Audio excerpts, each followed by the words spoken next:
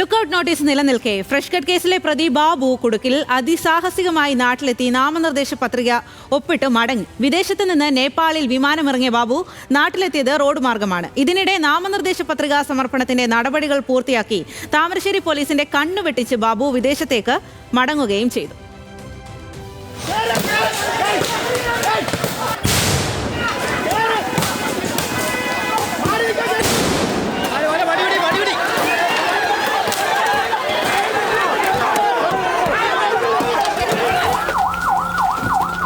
October 21-നാണ് fresh cut മാലിന്യ സംസ്കരണ plant പരിസരത്ത് സമരക്കാരും പോലീസും ഏറ്റുമുട്ടിയത്.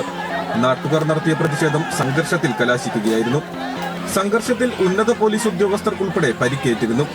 സംഘർഷത്തിന്റെ പശ്ചാത്തലത്തിൽ സമരസമിതി ചെയർമാൻ ബാബു കുടുക്കിലിനെതിരെ ജാമ്യമില്ലാ വകുപ്പ് പ്രകാരമാണ് താമരശ്ശേരി പോലീസ് കേസെടുത്തത്.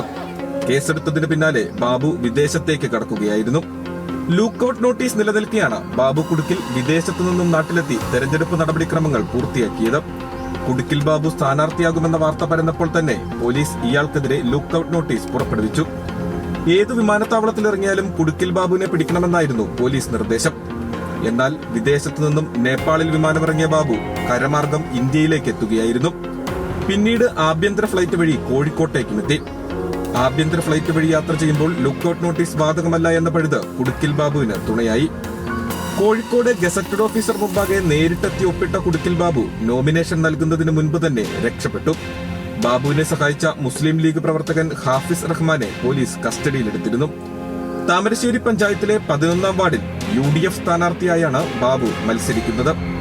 ന്യൂസ് മലയാളം, കോഴിക്കോട്.